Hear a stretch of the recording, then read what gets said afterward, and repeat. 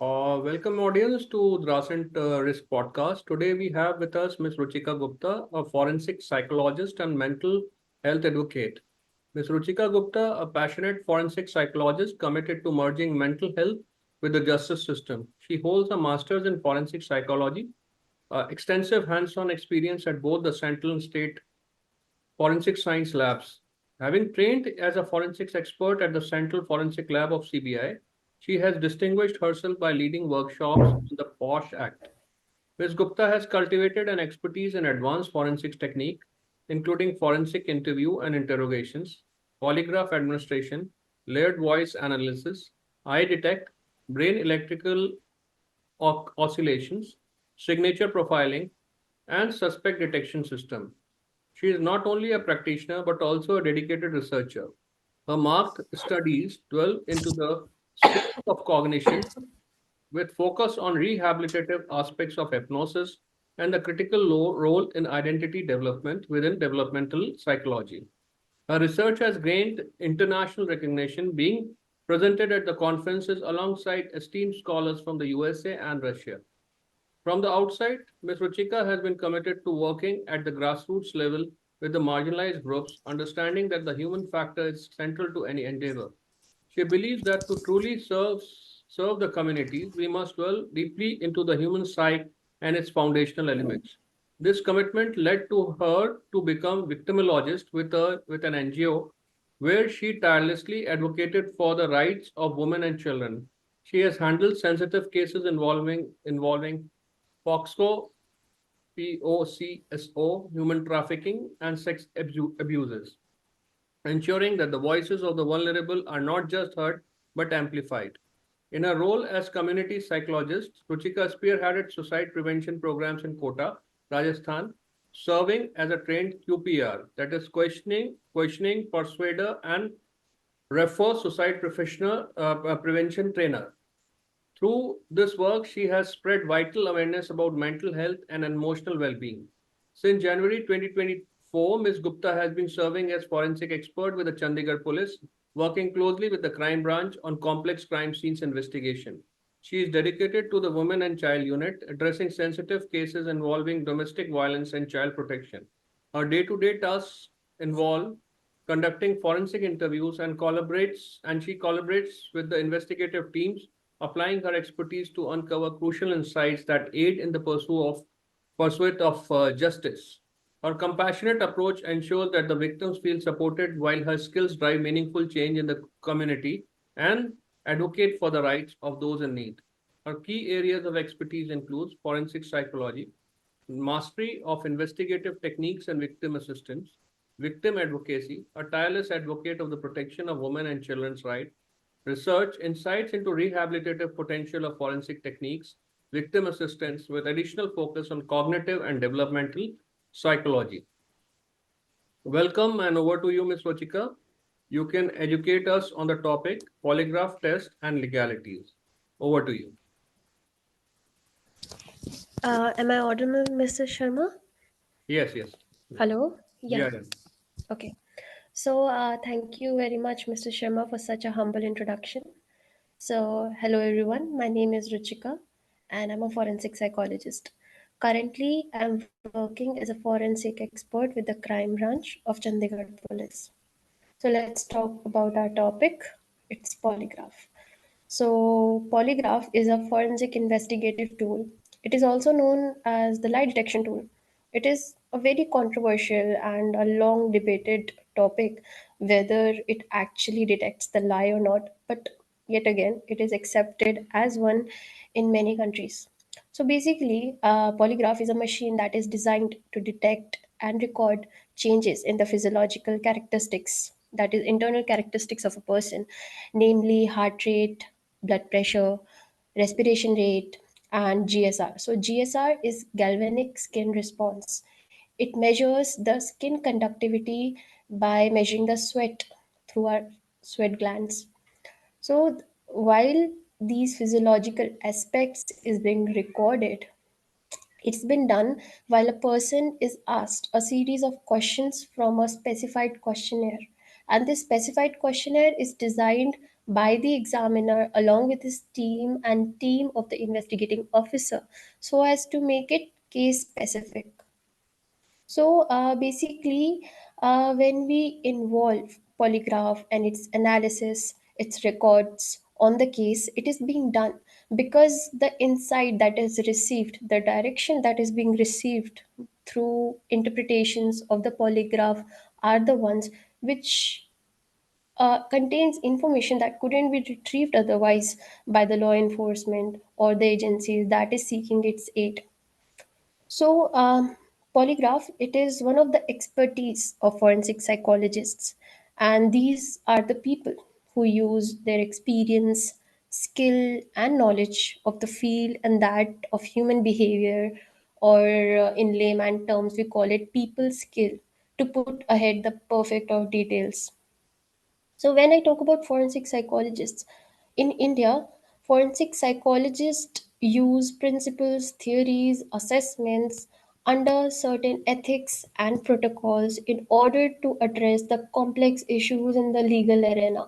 Here in our country, India, we apply the tools, we apply the assessments, we apply the skills of a forensic psychologist amongst many organizations, amongst various institutions, including courts, law enforcement, correctional facilities, for victim assistance, witness testimonies, for suspect interviews and interrogations. It can be used, polygraph as a technique can be used for various purposes for the industries related to law enforcement and justice system, and otherwise for screening of employment or screening of employees, which is not done in India as of now, but is very relevant and widely used in global countries or globally advanced countries like UK and USA. So before I move ahead in telling you more about polygraph in how it is administered, how its legalities work in different countries, I would like to introduce you to certain historical aspects which is crucial in the foundational values of forensic psychology. So, if you are a student of psychology, you must be well versed with this very famous personality. His name is William Wundt. Yes, the forefather of psychology. So, in 1879, when he established his laboratory for the purpose of applying psychological principles and turning it into experiments and applied versions to actually use it in practicality, it was in the same era, same time, where many psychologists came up to offer their expert testimony in criminal cases. So, if we talk about the first referenced case of a psychologist being called upon to testify in the court, it was that of Dr. Elbert. So, in 1896, he testified for a murder trial as an expert in correspondence to the study that he was doing for over the years with his experience on suggestibility and memory retention. Further, if we talk about other pioneers in the field of forensic psychology, it was Hugo Munsterberg. Well, Hugo Munsterberg was a German American psychologist. He was amongst the pioneer of applied psychology. But if we talk about his personal identity, in his times, he had a very controversial identity because during the First World War, he had lost a lot from personal belongings to that of professional loyalty because his origins was from Germany, and given that he was an American psychologist, often he was reputed to be unloyal to his profession, unloyal to country of America for being from Germany.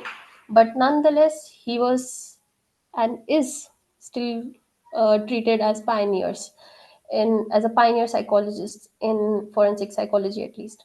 So moving ahead, he produced this work called the on the witness stand, and it was a work that was given up in 1915. So this work of his found importance in the fact that it was an intersection of psychology and law, which was not previously seen, at least on the documents. So it provided phenomenal contribution to establish forensic psychology by raising issues like memory distortion, unreliability and reliability of eyewitness testimony, and very importantly, the influence of suggestion over subject over witness, and how it works for the victimology, or it works for the subject or criminal suspect, whatever you want to term them as. So, getting back to the topic of polygraph, since its development, a lot of advancements have been developed, especially in its defining criteria. Globally, its utility is varied, ranging from criminal investigation tool to that of a pre-employment screening tool. But all of this has been achieved as a result of redefining its status, of redefining its very definition, from being a lie detection tool to that of a truth verification tool. And that is the advancement that we as researchers, as academicians, and as scientists are trying to do in our own country, India, so that we can actually increase its utility, we can actually widen its area of scope and interpretation, so as to make the results, so as to make our employees, or what you say, our force, more equipped, more experienced in the field that they are currently occupied or equipped in. So, in general, polygraph's acceptance and reliability is entirely varied, and it depends from jurisdiction to jurisdiction and context to situation, from one country to another. So, if we talk about specific advancements that we see in polygraph technology over the years, it has went from analog to digital, from being only lab based to mobile. It is just phenomenal on how the advancements has gone up with the technological improvements that there are in the world. Okay, so scientists and researchers are today trying to combine polygraph with these other neurotechnological devices like voice stress analysis, VR, and biofeedback to calm the subjects and to make polygraph readings much more precise. The eye detect EEG to detect the ERP, which is event related potential, and further integrating material to working towards creation of cognitive polygraphy to make the sensors equipped to detect and record mental load. Yeah, so when you talk about cognitive polygraphy, it's majorly the additional sensors that are put to the initial polygraph machine, additional sensors which detects and which records any mental or any cognitive load that a person or the subject is facing while answering the questions, alongside measuring other physiological aspects that initially measures like heart rate, blood pressure, etc.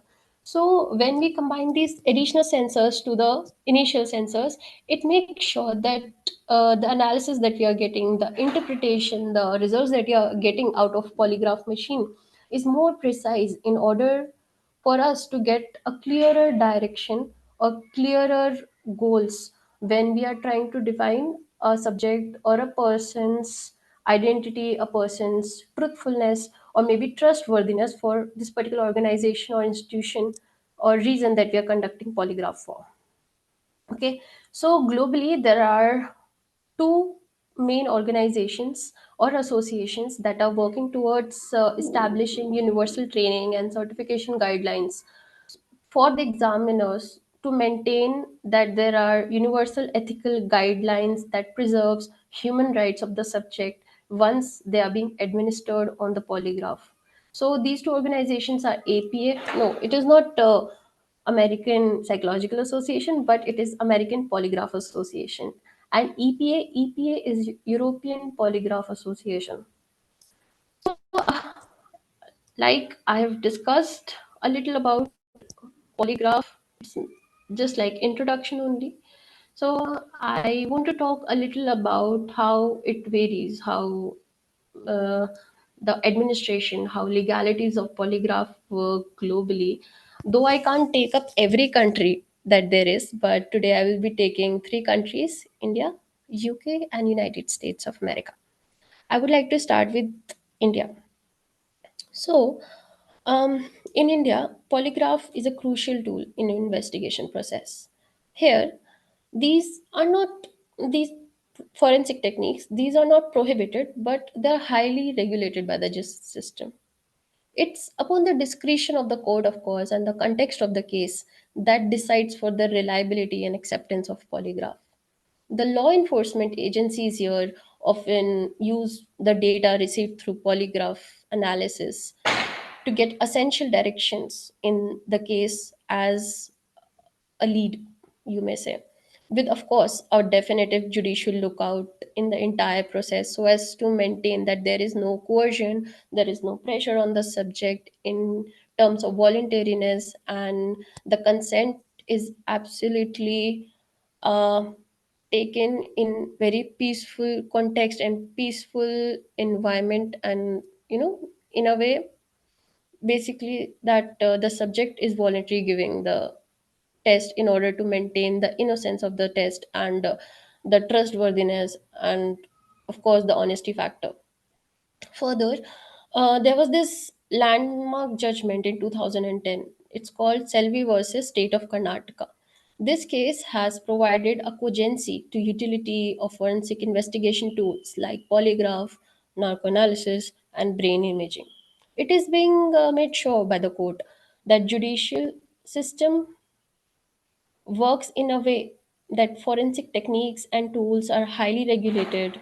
They maintain the insurance that there is voluntariness and there is safeguard of subject against the right of self incrimination that is provided in the Article 20, Section 3 of Indian Constitution. So, along with the maintaining the right of a person against the self incrimination, the court also maintains to protect a person's right under Section 25 and 26 Indian Evidence Act that prohibits acceptance of any confession being made to the police or any confession being made in the custody of the police. So, any test that is being done with the permission and oversight of magistrate, it is ensured in that process that there is absence of any kind of pressure or coercion, such that these new techniques, these new forensic investigative tools actually should not undermine the fair trial process. Well, when we talk about the updates in our constitution, this Bharatiya Sakshi Adhiniyam, the section 25, like I have discussed previously, section 25 and 26, it has remained intact except occasional judicial interpretations and applications that adapts to modern circumstances, especially regarding confessions and their admissibility in the court. Well, when we question on who can actually administer polygraph, it is the employees that are hired, that are recruited by central forensic science laboratories and state forensic science laboratories, who are qualified with essential criteria of experience, of skill, in specific fields like psychology, forensic psychology, and human physiology, right? Who can administer investigative tools like polygraph or narcoanalysis, brain imaging, alongside other investigative tools that are relevant in the field of line, like layered voice analysis. Okay, so all in all, our criminal justice system in India strives to maintain its integrity. It's being accepted that 100 guilty could go free, but having one innocent being wrongly convicted is the major setback. For the same reason, currently there are many research work done in the hands of researchers, academicians, and scientists to update the status of polygraph from being a lie detector to that of a truth verification tool, so that its utility can further receive a reputation of being more reliable, and its usage can extend its grab in other areas like rehabilitation and employment screening in the near future, as it's being done in other countries like UK or USA. So that was about India. Next, I would like to highlight how polygraph works, how it's being administered in USA. So in USA, um, there are certain rules, there are certain regulations, which includes that the examiner should be well certified, and they should be certified by APA, which is American Polygraph Association, like I discussed before. It is the main professional body. This certification involves weeks of rigorous training, internships, and the examiner should have adequate experience in the field so as to get finally licensed as a polygraph examiner for any state board. When and once the polygraph examiners have gained their experience and their license, they get they get finally eligible to get hired by state or federal agencies like FBI and CI, which of course have their own eligibility criteria where they look out for certain skills and specialized qualifications and trainings while recruiting their employees. Also, when we talk about the judicial ground or the locus standi of polygraph in USA, the judicial consideration to results of polygraph depends highly on context of the circumstance as well as the agreement by both parties. Additionally, there is this Daubert and Fire standards, which are the legal standards in United States, which determines the admissibility of expert scientific evidence in court. The Friar Standard focuses on general acceptance within the scientific community, while the Dobert Standard emphasizes entirely on the evidence and its reliability or relevance in the given case. We can discuss a lot more about Dobert and Friar, but since the restriction of time, I'll be moving ahead and we'll discuss it in another session, of course. So, in USA, polygraph is widely used for criminal investigation as well as for pre-employment screening. As well, if I talk about in depth on its usage, it is actually very much prevalent in security verifications as well. Uh, in order to bring about an intention that the subject or that the person that we are administering actually is honest, and this tool can be used more of like a truth verifier like I discussed. So in addition to this, for the pre-employment purposes, there is this special act to protect employees interest and conduct. It's called the Employment Act for Employee Polygraph Protection Act 1988. It restricts the use of polygraph for employment or pre-employment screening except in certain specific situations, though it does not include federal, state, or local government agencies, to be precise. But then again, its usage in countries like USA for the screening process of the employees is dependent on its very beauty that it is not used as a lie detector but as a truth verifier. So a person doesn't need to feel pressurized or being forced to give this test to verify that they are not guilty. They are actually there sitting as a subject to prove their innocence, to prove that they are trustworthy. It actually amplifies the testimony they have provided previously during interviews or during their document verification that they're eligible and they're well qualified for the job. So, if I move ahead in its usage, the usage of polygraph in USA, it is also being made used for to monitor individuals' progress and treatments under certain specified rehabilitative programs. As per judicial discretion, it is also used to monitor progress of individuals who are suspected or convicted in high risk offenses under probation. Since its inception in 1920s by John Augustus Larson, polygraph has went a long way in advancing its technological aspects and utility. Scientists and researchers are working in advances like advancing its software or hardware so as to improve the reliability and sensor effectiveness.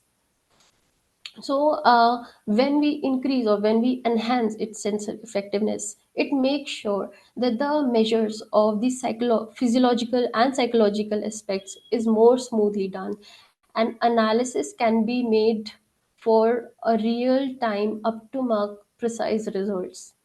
Researchers here have already started combining eye trackers, EEG sensors to get more hold or better grasp, as the precision of the received information tends to increase with increasing the sensitivity or increasing the quality of the sensor being used in this particular tool. So this was all about USA. This was all about India, like we have discussed. And finally, we come to United Kingdoms. So in United Kingdom, just like USA, the polygraph examiners have to be well qualified. They have to be certified and they have to be registered. But in UK, there are certain independent bodies that provide this particular certification for person to become a polygraph examiner. One of them is polygraph National Polygraph Register, yes. It provides the individuals with the required certifications and training to become qualified examiners of polygraphs. There are other professional bodies as well, like British Polygraph Association, which offers training and certification for polygraph examiners and to promote ethical use of polygraph testing in the country. Unlike USA, polygraph tests are generally not used in the standard employment practices in the UK, but it is used as per the court's discretion and court's orders in sex offender assessments. So in UK, there is this the Sex Offender Notification Act of 1997 that allows for the use of polygraph to monitor convicted sex offenders. Polygraph here is mainly used for seeking results on risk assessment and compliance monitoring of sex offenders, and for other specialized contexts that can risk national security. The goal here is to assess that whether the offender's honesty about their behavior and progress in rehabilitation process is true or not. So it is definitely trying to actually prove the innocent ground. It is actually trying to take a subject side while administering a polygraph so as to provide an evidence that the person or the subject on whom the polygraph is being administered is actually worth gaining the trust and honesty by the organization and is well versed in a specific field and is well versed in the behavior or the claims that he or she makes. So that was about UK, and previously we discussed about USA and India. So that was it about on my part. And if there are any questions, I'm ready to take on it.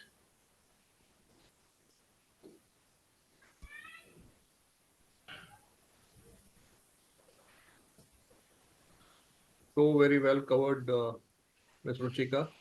And there are certain questions which have come from the audience, uh, very basic in nature, but definitely they are because this subject is not spoken much out here in our country.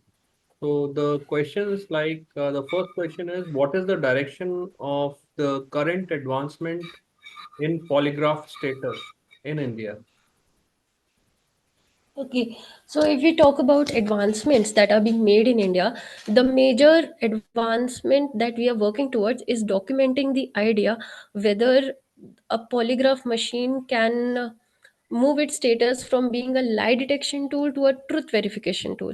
Actually, there are certain scientists, there are certain researchers. My own mentor, Mr. Varun Goyal, he's one of the employees of FSL Delhi. So he's a scientific officer over there. So he's doing this research on how to frame polygraph to more of a status of having a truth verification and not that of a lie detection. It can actually, in future, increase its scope and the betterment of the machine itself in its wide usage. So I think that is a advancement that is being made in India as of now, at least in documents.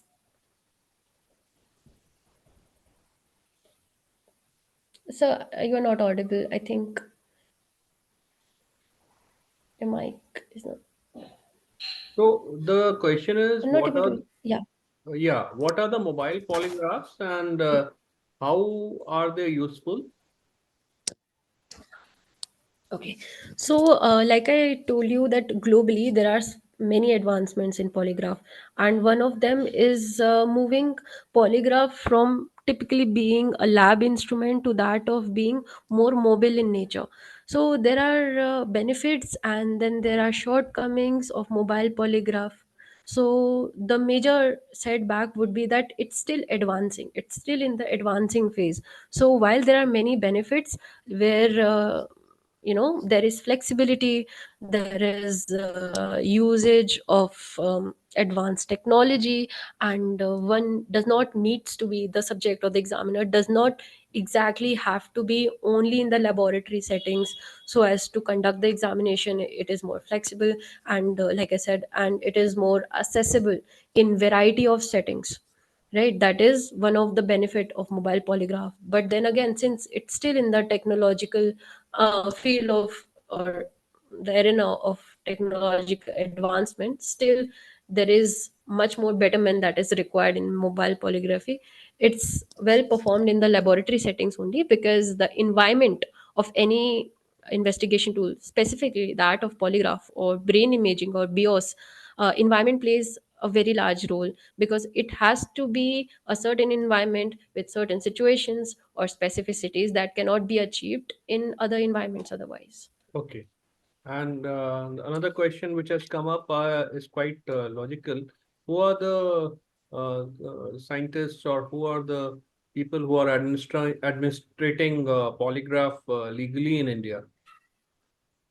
Like I said, while I was presenting the material, uh, the people who are well versed, who are equipped, and especially these are the ones who are, employed by the central or the state government by passing these complex exams, uh, given up by UPSC, the ones who have qualified them and who are being recruited in the forensic science laboratory, central and state. Only these are the examiners who are qualified in terms of knowledge, skill, and experience, who can legally administer polygraph in India as of now. So a related question is quite logical, like to get into these kind of roles, how do we apply? Means what kind of a qualification that is required for the people who want to become a specialist in polygraphy? So, first of all, sir, like I said, in India, there are no uh, up to mark certification procedures, or there is no particular license that is required, like in UK or USA, to function as a forensic psychologist. But then again, there are exams conducted by UPSC on the behalf of CFSL and FSL, where they recruit scientists, where they recruit scientific assistants and lab workers who are well versed in subjects like forensic psychology, criminology, and they have years of experience dealing with people and in applied psychology. So it's all in all, it's a combination of years of expertise, skill, qualification as a forensic psychologist, or being well versed in the field of forensic investigation and forensic science, that makes a person qualified to actually become a psychologist or a forensic psychologist in a long run Yeah, under thank these organization or investigation agencies. yeah, very well covered. And thank you once again, Ms. Ruchika, for being crisp and to the point in those answers. And Thank you so much, sir. we thank you. And to conclude, I was just jotting down some points. So the things which I've jotted down for the common audience, maybe for the corporate sector, is while polygraph tests are not widely recognized for employment decisions in India, US they are, as you have told, they can still serve as an investigative tool in certain situations, provided they align with Indian legal standards.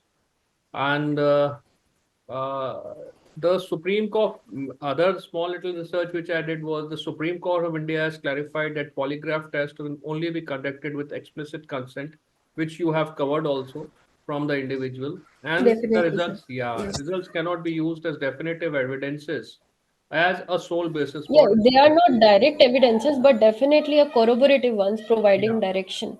And direction absolutely. is very crucial if you are looking for in a investigative case. Yes, absolutely. This means that while Mm. polygraphs can be useful in investigations, such as looking into fraud, theft, or misconduct, they must be part of a broader, fair process that respects the rights and comply with the privacy law of the land.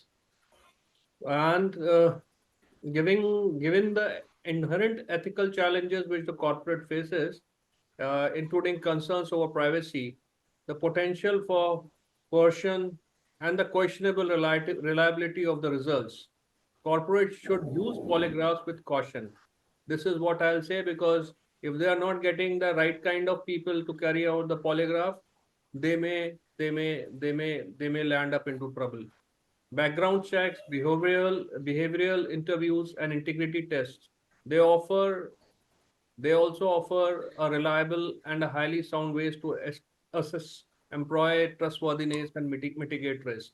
Now it is about like in an investigation, if somebody is getting caught and you have done an FIR, then better it is to go through the legal channel, and if need found, they will definitely ask for through court. They will definitely ask for a polygraph test.